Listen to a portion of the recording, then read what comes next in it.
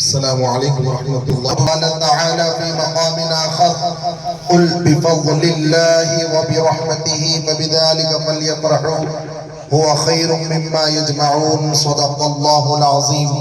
وقال سبحانه وتعالى في شأن حبيبه وعظمة رسوله النبي الكريم: إن الله وملائكته يصلون على النبي يا أيها الذين آمنوا صلوا عليه وسلموا تسليما.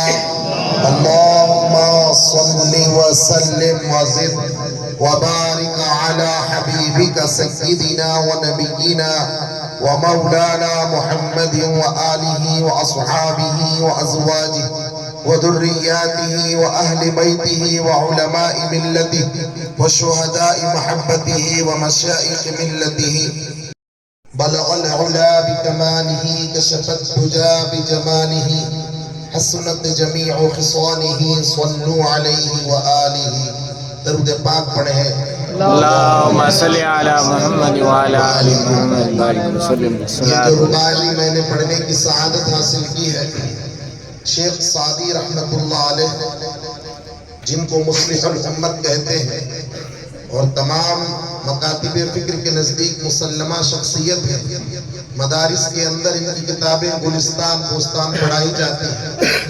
حضرت شیخ سعدی علیہ رحمت و رضوان نے جب یہ رباعی لکھنا چاہی، بلغ العلا بکمالہ لکھا، آقا دو جہاں صلی اللہ علیہ وسلم کے شان اقدس میں نعت شریف لکھنے کی کوشش کی.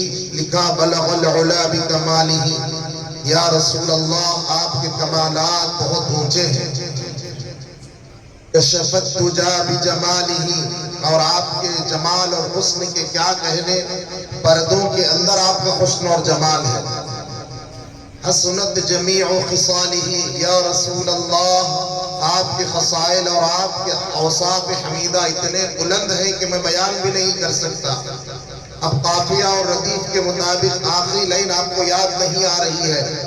سو گئے آقا مدنی صلی اللہ علیہ وسلم خواب میں تشریف لا کر کہتے ہیں: سعدی لکھ دو صلو علیہ وآلہ.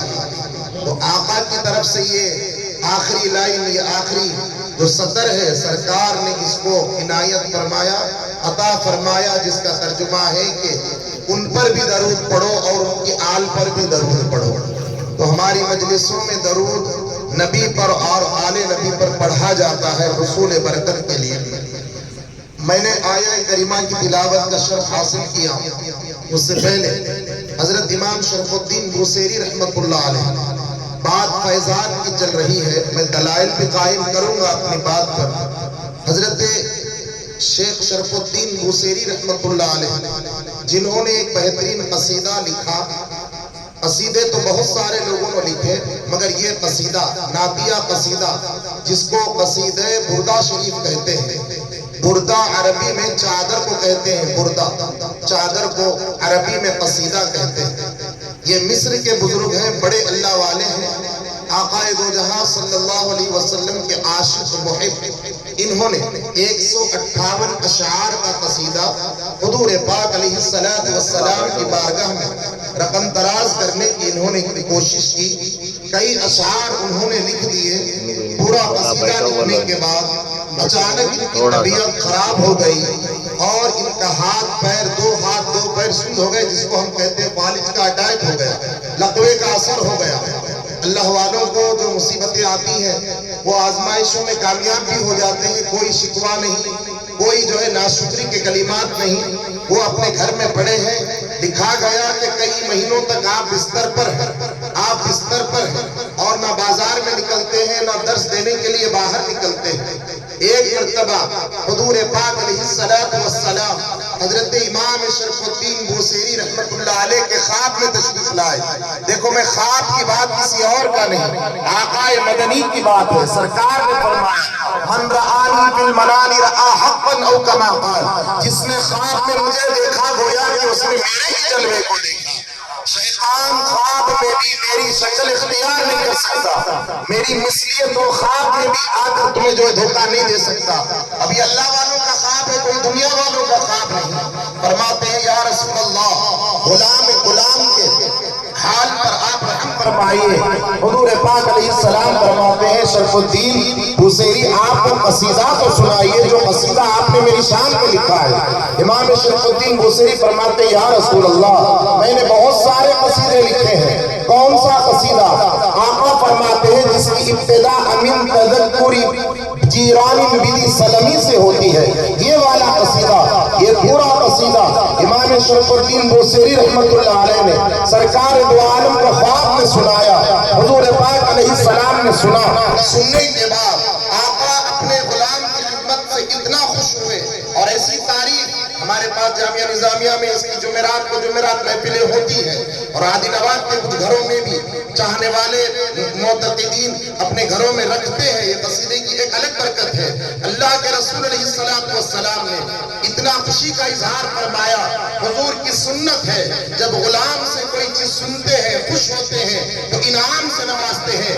حضور نے یہ انعام پہلے بھی دیا تھا، حضرت حسان ابن ثابت کو منبر پر بٹھا کر انعام سے نوازا، اور حضرت کعب بن زہیر کو قصیدے بانت سعاد کے بدلے میں بھی انعام دیا تھا۔ کسی کو چادر عطا فرمائی، کسی کو درہم و دینار عطا فرمائے، کسی کو دعا عطا فرمائی۔ امام شرف الدین بوصیری کو سرکار نے اپنی کملی اپنی چادر اڑھائی اور اپنا دست ید اللہ ان کے جسم پر پھیرنا تھا، آپ شفایاب ہو گئے۔ یہ تو خواب کا معاملہ تھا، جب اٹھنے کی کوشش کیے ہاتھوں میں حرکت پیدا ہو گئی، چلنے لگے پیروں میں حرکت پیدا ہو گئی۔ حد تو یہ ہے اپنے جسم پر وہی چادر کو دیکھا جو سرکار نے خواب میں آپ کو عطا فرمائی۔ عالم امثال کی چیز عالم شہادت میں کیسے آئی؟ معلوم ہوا وہ ہمارے لیے عالم امثال ہے، مگر سرکار کے لیے ساری کائنات عالم شہادت ہے۔ وہ جب چاہے جہاں چاہے اپنے دست مبارک سے اپنے غلاموں کو عطا کرتے ہیں۔ یہ کوئی آج کے زمانے کے بزرگ نہیں ہے کہ بھئی 100 150 300 سال، یہ 700 800 سال پرانے بہت پرانے بزرگ ہیں۔ بہرحال انہوں نے ایسا انعام پایا۔ اسی قصیدے کے اندر ایک باب ہے حضور پاک علیہ السلام کی میلاد کے بارے میں، اس کا عنوان انہوں نے لکھا فی ذکر مولد النبی صلی اللہ علیہ وسلم۔ حضور نے پورا قصیدہ سنا اور اس قصیدے میں محمد سید الکونین والثقلین والفریقین من عرب ومن عجم، کبھی حضور کی سرداری کا ذکر، هو الحبیب الذی ترجى شفاعته لكل حول من الاحوال مقتحم۔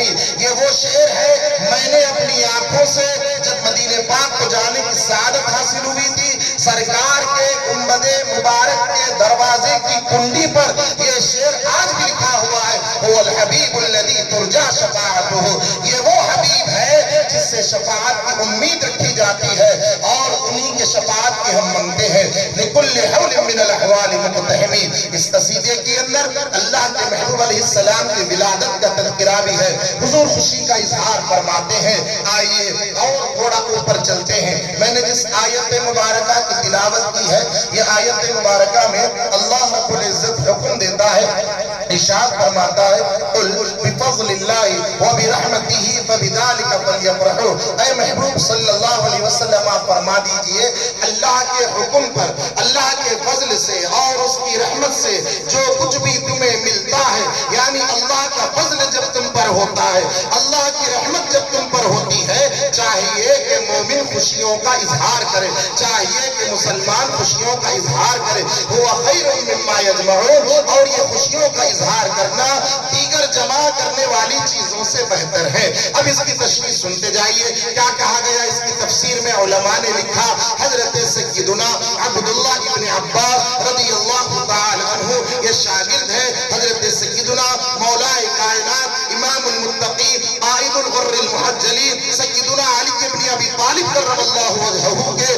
آپ فرماتے ہیں میں نے قرآن مجید کی جتنی تفسیر سیکھی ہے وہ سیدنا علی ابن ابی طالب سے سیکھی ہے۔ آپ نے اس آیت کی تفسیر میں ارشاد فرمایا اس آیت میں فضل کیا ہے اور اس آیت میں رحمت کیا ہے۔ ہم کسی کو پوچھتے بھئی کیسے ہو تو بولتا اللہ کا فضل ہے، اور کیسے ہو بھئی تو بولتا اللہ کا فضل ہے بھئی اور کچھ نہیں۔ پھر ہم بولتے آپ کو کیا چاہیے؟ بس اللہ کی رحمت ہونا، اللہ کی رحمت اور اللہ کا فضل ہے تو بس بیڑا پار ہے۔ اب آئیے حضرت عبداللہ ابن عباس سے پوچھا گیا بھئی اللہ کا فضل آخر ہے کیا چیز، یہ اللہ کی رحمت ہے کیا چیز؟ آپ ارشاد فرماتے ہیں اللہ کا فضل اور اللہ کی رحمت یہ کوئی دو چیزیں نہیں ہے، بلکہ یہ دونوں ذات محمد رسول اللہ صلی اللہ علیہ وسلم۔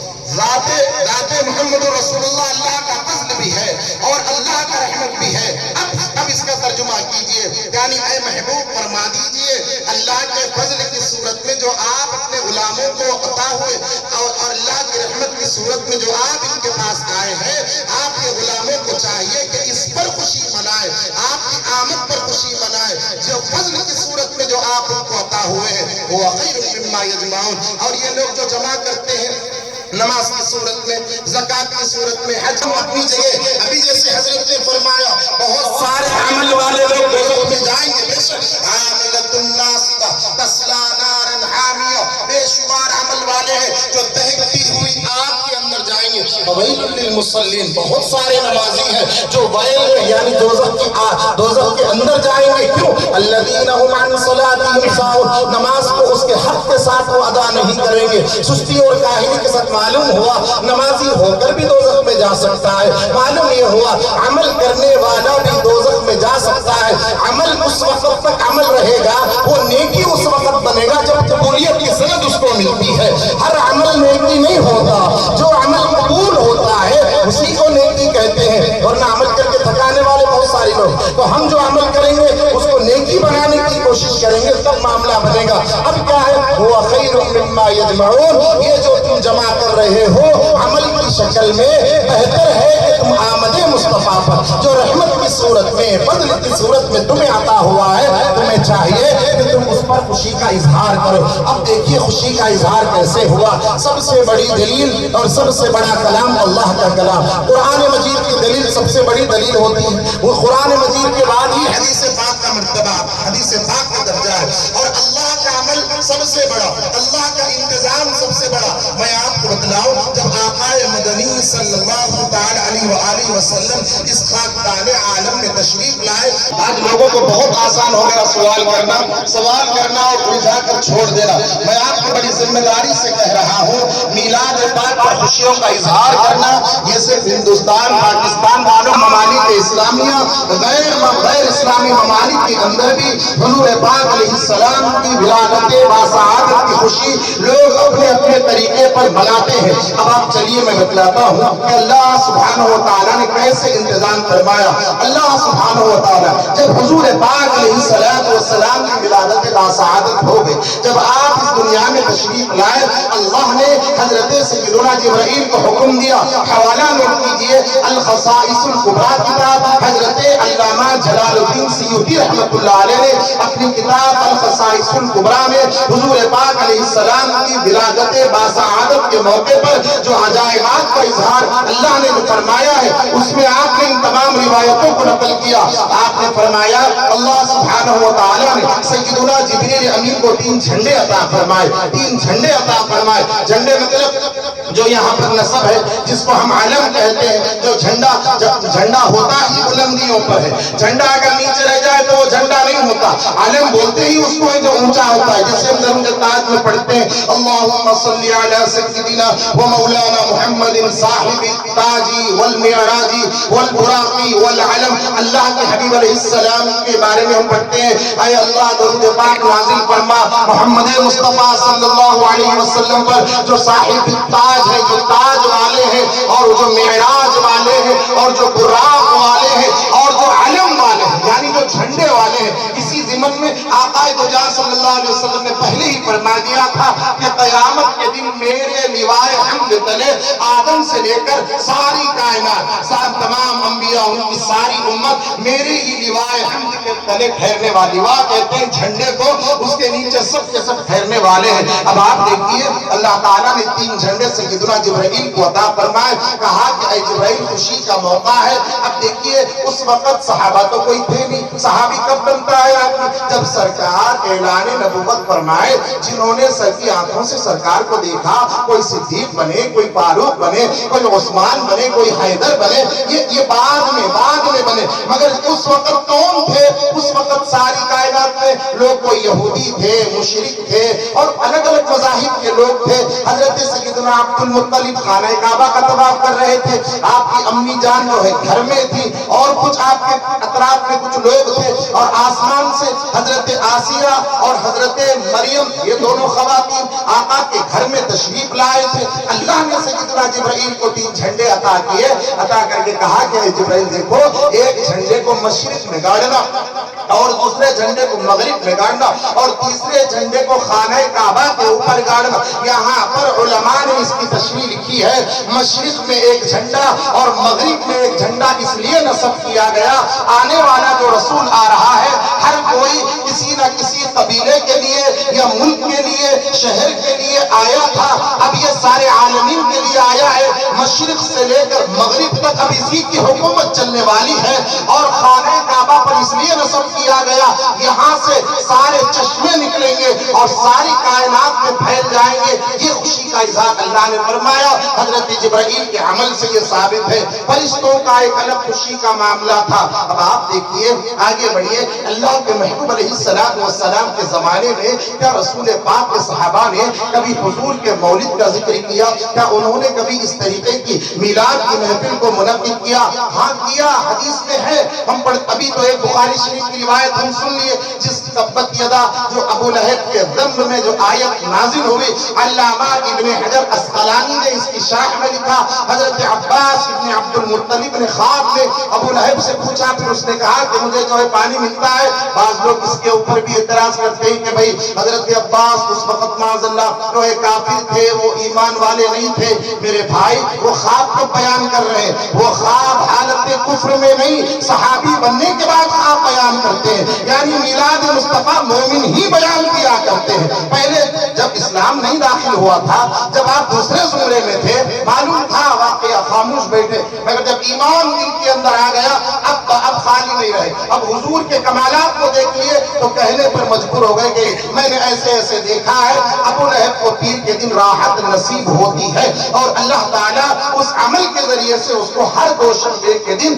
ہر پیر کے دن اس کے انگلیوں سے، اور سبابہ اور ابہام یہ دونوں انگلیوں کے بیچ میں سے پانی کا چشمہ نکلتا ہے، تھوڑی سی پیاس اس کی جو ہے بجھ جاتی ہے۔ پیر کے دن ایسے ہوتا ہے، دوشنبے کے دن۔ تو میں عرض کر رہا تھا، یہ تو بخاری شریف کی حدیث ہو گئی، اب آپ مسلم شریف کی طرف آئیے۔ حضور پاک صاحب الاولاد سیدنا محمد رسول اللہ صلی اللہ علیہ وآلہ وسلم اپنے حجرہ اقدس میں ہیں اور مسجد نبوی میں اصحاب رسول بیٹھ کر جو ہے حلقہ بنا کر بات کر رہے ہیں۔ مسجدوں میں آج کل جو حلقہ ہوتا ہے اس میں کیا بات ہوتی ہے بھائی؟ اس کے اندر نماز کی بات، روزے کی بات، سنتوں کی بات یہ ہوتی ہے، بہت اچھی بات ہے، ہونا چاہیے۔ محبوب کے عمل کو اختیار کرنے کا جذبہ رکھنا بھی بہت اچھی بات ہے، سنت سے محبت کرنا بہت اچھی بات ہے، مگر یہ مجلس ایک الگ نوعیت کی تھی اور اصحاب رسول کی مجلس تھی۔ ہم نے صحابہ کے کچھ اعمال کو اختیار کر لیا اور بہت سارے اعمال کو ہم نے چھوڑ دیا، پھر ہم نے جو ہے اس کو صحابہ والا کام کہنا شروع کیا۔ میں آپ کو بتلاؤں صحابہ والا کام کون سا ہے؟ اللہ کے محبوب علیہ السلام مسجد نبوی میں تشریف فرما ہے، صحابہ مسجد نبوی میں تشریف فرما ہے، یہ مسلم شریف کی حدیث ہے۔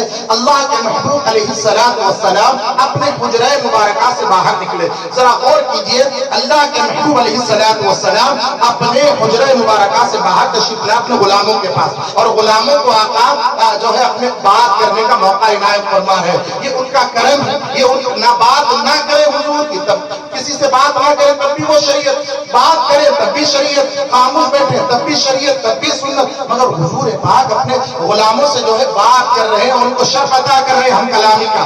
آقا تشریف لائے، آ کر پوچھتے ہیں کہ اے صحابہ ما اجلسکم، یہ کس چیز نے تم کو یہاں پر بٹھایا ہے؟ مسجد میں کیوں بیٹھا جاتا ہے؟ مسجد میں اگر کوئی دنیاوی بات کرے تو ہم بولیں گے کہ بھائی مسجد اللہ کا گھر ہے، اس کے تقدس کو پامال مت کرو، دنیاوی باتیں مت کرو، یہ مسجدوں میں لکھا ہوا ہوتا ہے، لکھنا بھی چاہیے اور مسجد کی بے حرمتی نہیں کرنا چاہیے۔ اب وہ رسول اللہ کے صحابہ، وہ در سے مصطفیٰ سے سیکھنے والے صحابہ، وہ در مصطفیٰ سے سیکھے ہوئے تربیت یافتہ لوگ تھے، وہ دنیاوی لوگ تو نہیں تھے، اور وہ لوگ ظاہر سی بات ہے کوئی دنیاوی بات تو نہیں کر رہے تھے۔ حضور پاک علیہ السلام اپنے حجرے سے باہر آ کر پوچھتے ہیں کہ تم کیا باتیں کر رہے تھے؟ یہاں پر ایک سوال میں کرنا چاہتا ہوں، کیا آپ نہیں جانتے تھے وہاں کیا بات چل رہی تھی؟ حضور جانتے تھے، معلوم تھا اللہ کے رسول کو، وہاں حلقہ ان کا چل رہا تھا۔ میں آپ کو بتلاؤں اللہ کے رسول علیہ السلام کی یہ شان ہے، حدیث پاک میں آتا ہے سیاہ زندہ کی، میں جیسے سامنے دیکھتا ہوں ویسے ہی میں پیچھے دیکھتا ہوں، یعنی رسول پاک جیسے سامنے ملاحظہ فرماتے ہیں ویسے ہی پیچھے ملاحظہ فرماتے ہیں۔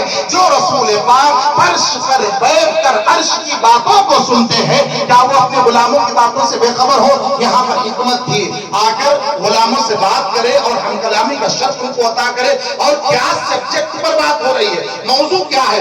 آج کے جلسے کا تو ایک عنوان ہے میلاد رسول. یہ عنوان کے تحت جمع ہویا, الگ دوسرے مہینے میں ایک الگ عنوان, جمعہ میں کوئی الگ, ہر مجلس کا ایک الگ عنوان ہوتا ہے. صحابہ کا جو جلسہ تھا, ما اجلسکم, یہ جلسہ کیسا ہے پوچھ رہے رسول اللہ, کیونکہ زیادہ لوگ بیٹھے تھے 10 12 15, اس کو جلسہ کہتے ہیں. کہ جلسہ کیا بات سے ہو رہا ہے؟ انہوں نے کہا یا رسول اللہ, ہم جو ہے اس بات کا جلسہ یہاں پر منعقد کیے ہوئے تھے, سب سے پہلے تو اللہ کا شکر بجا لا رہے تھے, ہم نے اللہ کی حمد بیان کی. اس کے بعد یا رسول اللہ, ہم نے اللہ کا اس بات کا شکر ادا کیا کہ اللہ نے آپ کو ہمارے درمیان مبعوث فرمایا, کہ آپ کی میلاد ہمارے درمیان ہوئی, اس لیے ہم جو ہے یا رسول اللہ ہم اس بات کا ذکر کر رہے تھے. اللہ کے رسول فرماتے ہیں, قسم کھا سکتے ہو اس بات پر؟ کیا صحابہ جھوٹ بولتے؟ معاذ اللہ, اللہ والے ادنا اولیاء یہ مومنین جھوٹ نہیں بولتے. صحابہ حضور کی صحبت میں رہنے والے سرکار پوچھتے ہیں جھوٹ تو نہیں بول رہے, قسم کھا سکتے ہو؟ ہاں ہاں یا رسول اللہ, ہمیں اس چیز نے یہاں پر بٹھایا کہ ہم یہاں پر یہی بات کر رہے تھے کہ ہم آپ کی تعریف کر رہے تھے. آپ کے آنے پر ہم پر جو احسانات ہوئے, ہمیں رب کی معرفت ملی, رب کا قرآن ملا, ہمیں شریعت ملی, اچھے برے کی تمیز ملی, ہم اس بات پر ڈسکس کر رہے تھے. اللہ کے رسول نے فرمایا, اب دیکھیے اس کے اندر نہ کوئی نماز کی بات, نہ روزے کی بات, نہ حج کی بات, نہ زکات کی بات, نہ کوئی جو ہے فقہی مسئلے کی بات, کوئی بات نہیں ہے, صرف حضور عنوان ہے. اس کا عنوان اللہ کے رسول ہے. حضور نے فرمایا, ابھی جبرائیل آئے تھے, ابھی طائر سدرۃ المنتہا جبرائیل آئے تھے, انہوں نے کہا کہ یا رسول اللہ, اللہ تعالیٰ اس مجلس پر فرشتوں کے سامنے فخر کا اظہار فرما رہا ہے. فخر اللہ یباہی, ان اللہ یباہی علی الملائکہ, الفاظ ہے یباہی کے معنی فخر کرنا. اللہ تعالیٰ فخر فرماتا ہے. کیا فخر اللہ تعالیٰ کو جنگ و جدال کرنے میں نہیں ہوا؟ بھائی میدان بدر بھی ہوا, احد بھی ہوا, حنین بھی ہوا, بڑے معرکے ہوئے, غزوات ہوئے, مگر کبھی اللہ نے ایسے کوئی آیت میں فرمایا, نہ کسی حدیث کے سرکار نے فرمایا. وہ سب اپنی جگہ ہے, وہ اسلام کی طاقت ہے, مگر یہاں پر محبوب کی بات ہو رہی ہے, اللہ کے اکرام اور انعام کی بات ہو رہی ہے, تو اللہ فرماتا ہے دیکھو زمین پر میرے محبوب کے غلام میرے محبوب کی آمد کے چرچے کر رہے ہیں. اے فرشتوں گواہ رہنا, میں ان پر فخر کرتا ہوں. اللہ کے رسول نے فخر فرمایا.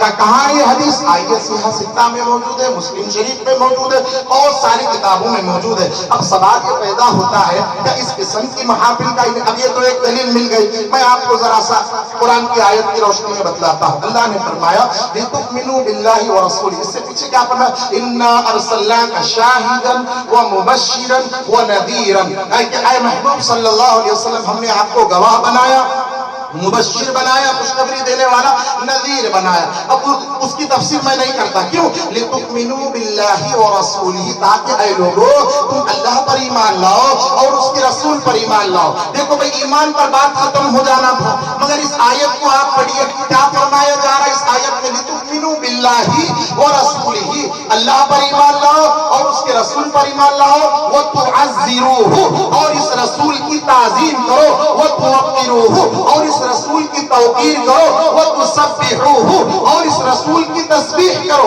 تسبیح کس کی ہوتی ہے بھئی؟ تسبیح تو اللہ کی ہوتی ہے. تسبیح کس, آپ کے ہاتھ میں اگر کوئی تسبیح ہے, آپ پڑھیں گے سبحان اللہ والحمدللہ, اس کو تسبیح کرنا, اللہ اکبر تسبیح کرنا. درود پاک بھی اگر کوئی پڑھ رہا تو تسبیح کرنا کہتے ہیں. اس آیت میں اگر کوئی عربی داں ہے اور ضمائر کے معاملات میں گفتگو کرتا ہے کہ بھئی یہ جو ضمیر ہوتی ہے یہ قریب کی طرف نہ اڑتی ہے, جیسے سبحان الذی اسری بعبدہ, سبحان اللہ کے ذات, عبدہ کی جو ضمیر ہے پروناؤن ہے, یہ ناؤن کی طرف نہ اڑتی ہے, سبحان کی طرف. تو اسی طریقے سے آیت کی آپ اس کو دیکھیے, اللہ نے کیسے فرمایا لِتُؤْمِنُوا بِاللَّهِ وَرَسُولِهِ, تاکہ تم اللہ پر ایمان لاؤ اور اس کے رسول پر ایمان لاؤ, وَتُعَزِّرُوهُ, اور ان کی تعظیم کرو, وَتُوَقِّرُوهُ, اور ان کا خوب ریسپیکٹ کرو, وَتُسَبِّحُوهُ, اور ان کے بے عیب ہونے کو بیان کرو.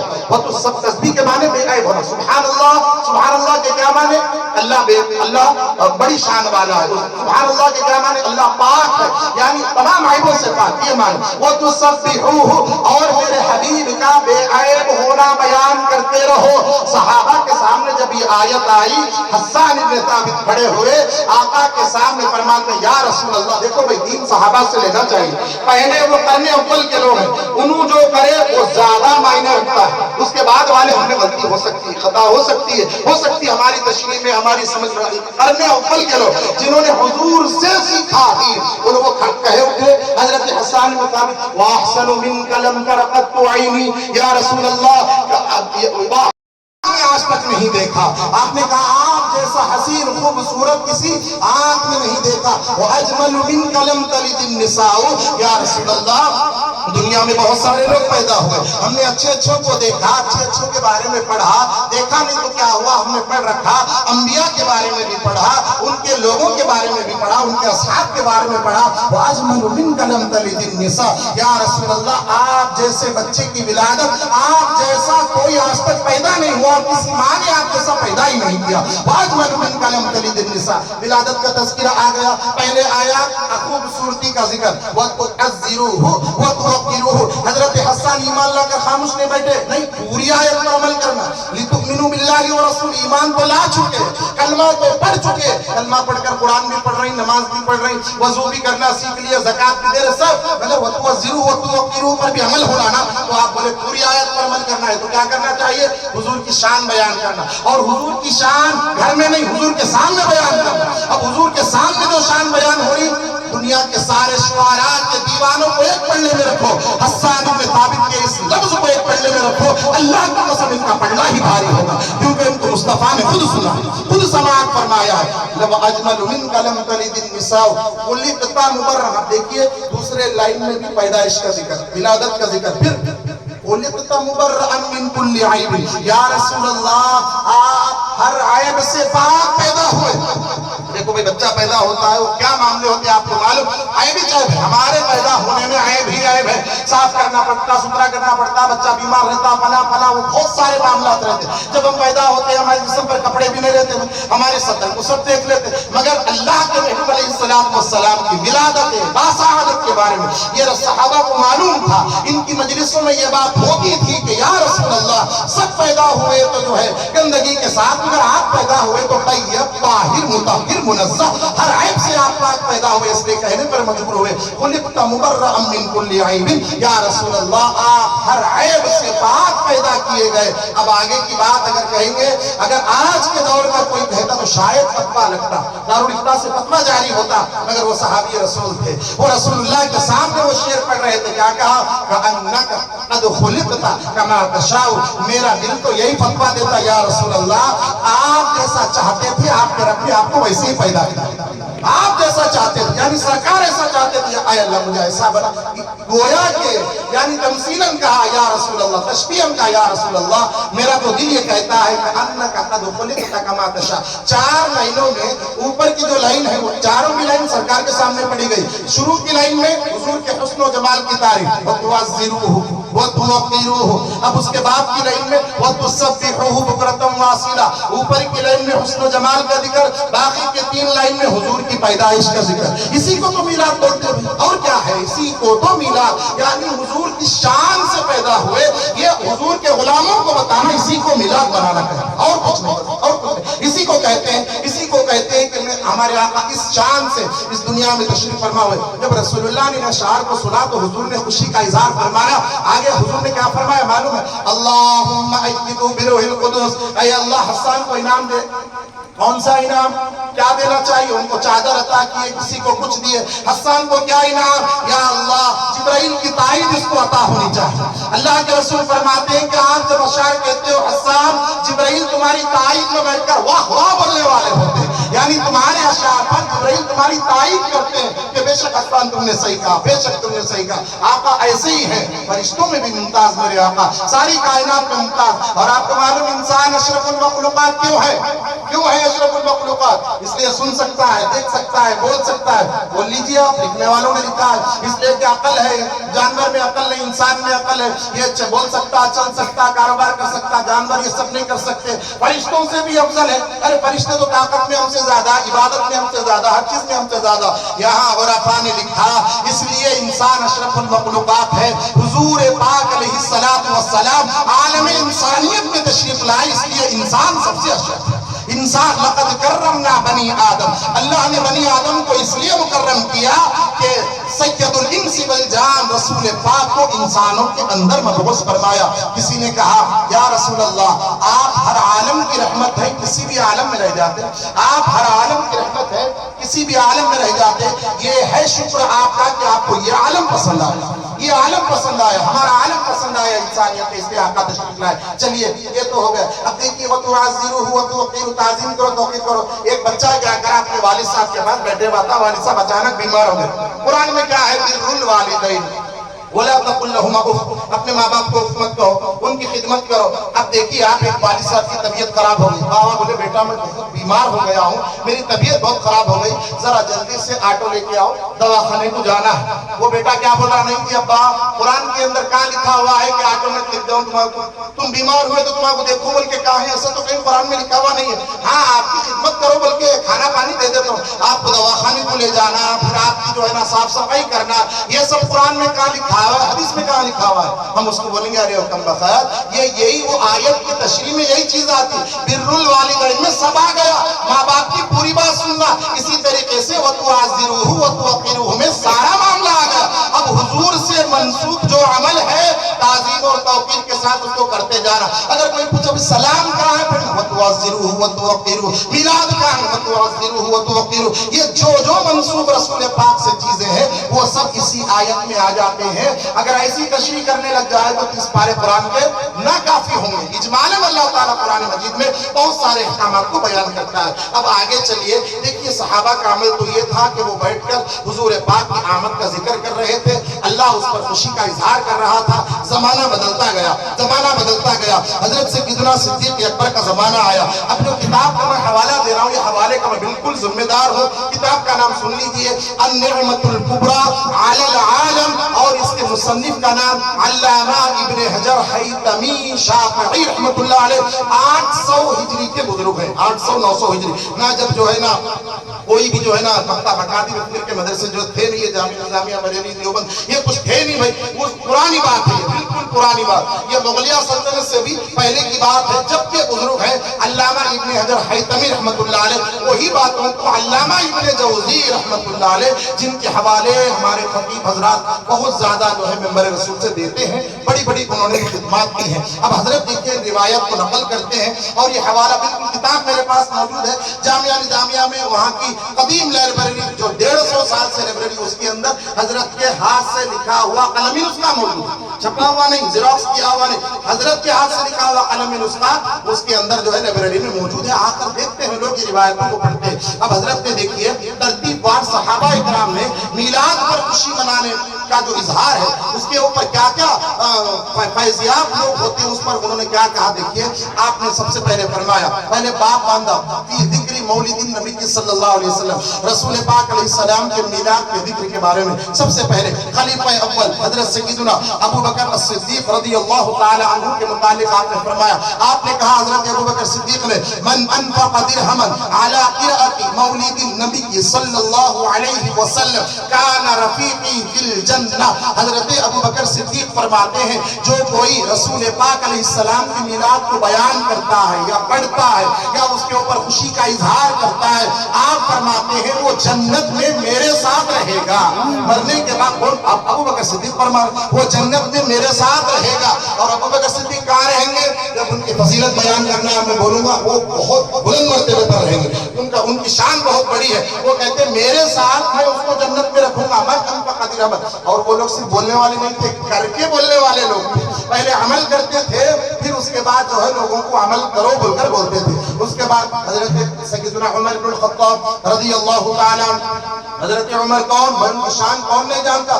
آپ کیا فرماتے ہیں؟ من عظم مولد النبی صلی اللہ علیہ وسلم، جو کوئی نبی کریم صلی اللہ علیہ وسلم کی ولادت کی تعظیم کرے. یعنی اب ذکر ہو رہا، آپ بالکل تعظیم سے بیٹھے ہیں، توقیر سے بیٹھے، حضور پاک علیہ السلام کا تذکرہ ہو رہا ہے. آپ نے فرمایا فقد احیا الاسلام فکانما فقد احیا الاسلام. حضرت عمر بن الخطاب نے ارشاد فرمایا جو کوئی نبی کریم صلی اللہ علیہ وسلم کی مولود کی تعظیم کرتا ہے گویا کہ اس نے اسلام کو زندہ کیا، اسلام کو زندہ کیا. بھئی اس سے بھی اسلام زندہ ہوتا ہے؟ ہاں بھئی ہوتا ہے. انہوں نے ذکر کیا ہے، اس کے آثار کو دیکھا ہے۔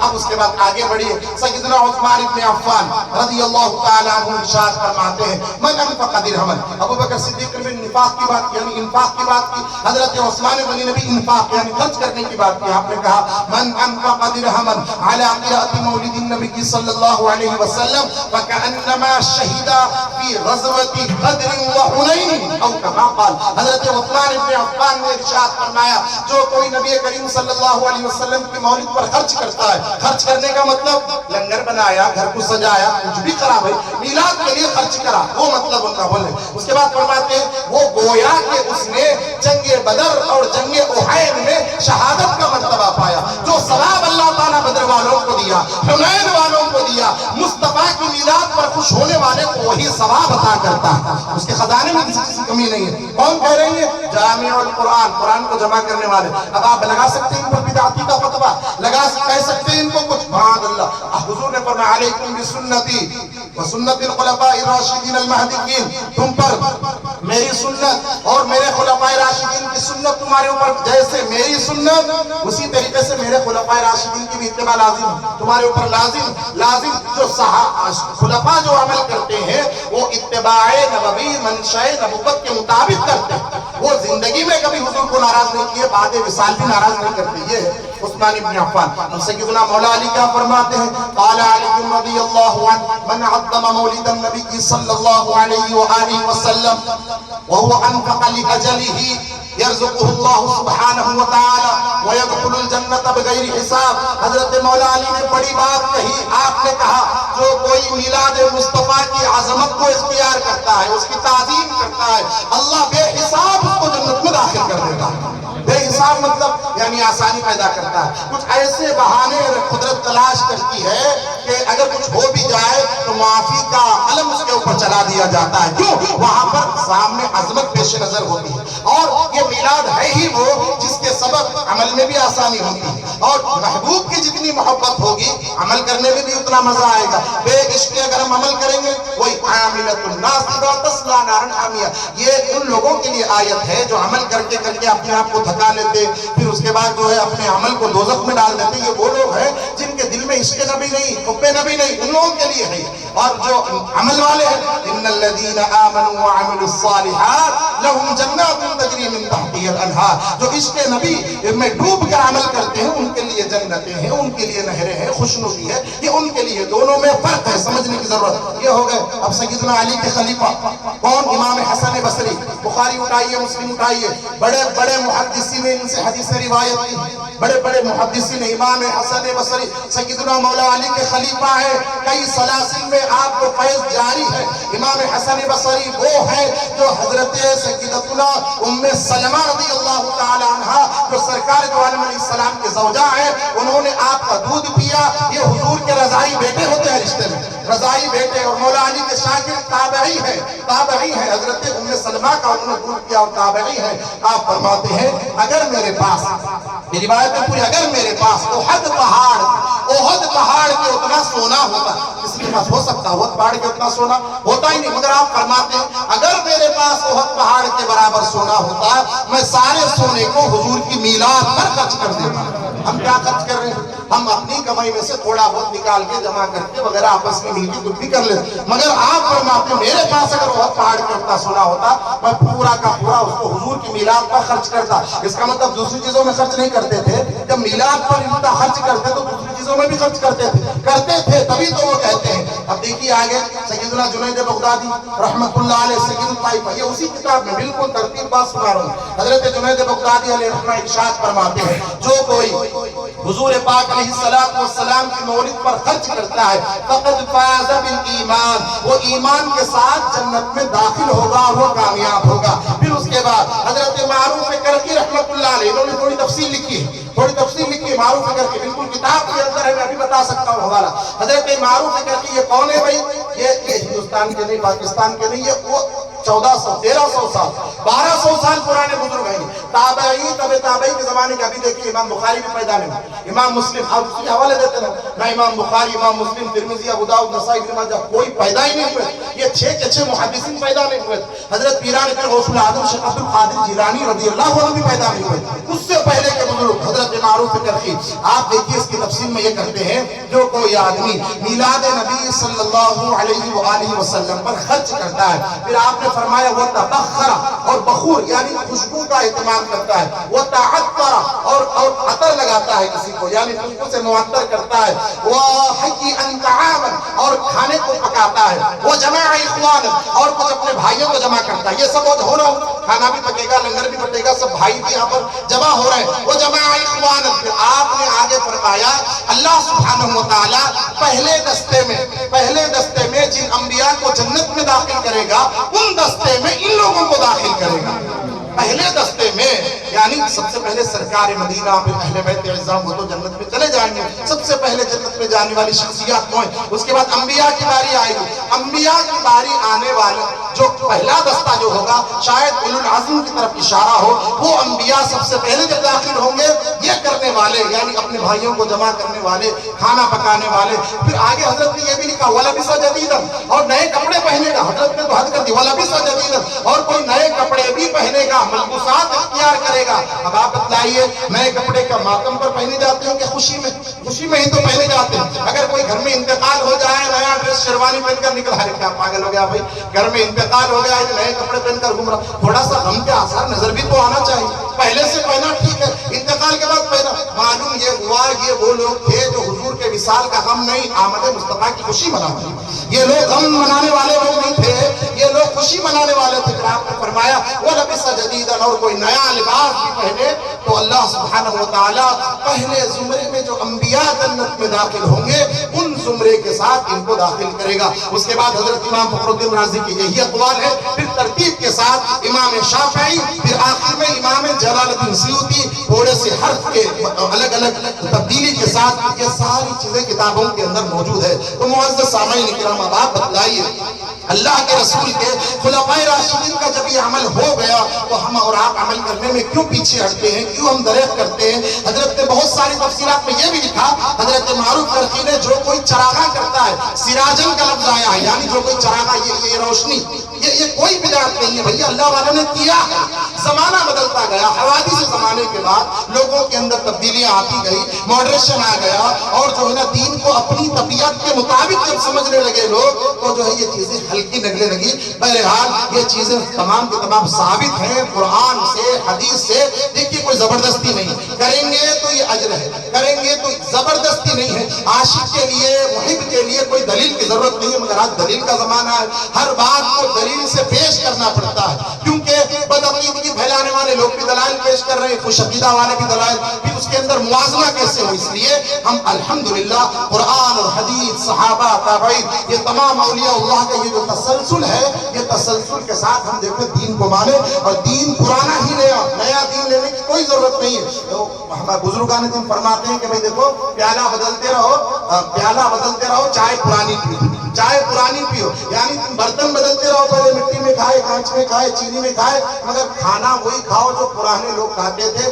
برتن بدلے، گلاس بدلے، کپ بدلے، بدلتی رہے، مگر عقیدہ وہی رہے، زمانہ بدلتا رہے، حکومتیں کسی کی بھی آتی رہے، کچھ بھی ہوتا رہے، مصلیحت کا شکار ہونے کی ضرورت نہیں ہے۔ ہمارے لیے قرآن اور حدیث، اقوال صحابہ، یہ ساری چیزوں سے یہ ساری چیزیں ثابت ہیں۔ اللہ تعالیٰ سے دعا میں امید کرتا ہوں کہ بات سمجھ میں آ گئی ہوگی، حوالے اگر کسی کو سمجھ میں نہیں آئے میں بتانے کا ذمہ دار ہوں۔ اللہ تعالیٰ سے دعا ہے کہ یا الہ العالمین حضور پاک علیہ السلام کی مولد مبارک پر جو کیا جا رہا ہے مولا اس کا اجر عظیم عطا فرما، اس محفل کو عرش و کرسی پر قبول فرما، سرکار دو عالم علیہ السلام کی رضا ہم سب کو عطا فرما۔ وآخر دعواہم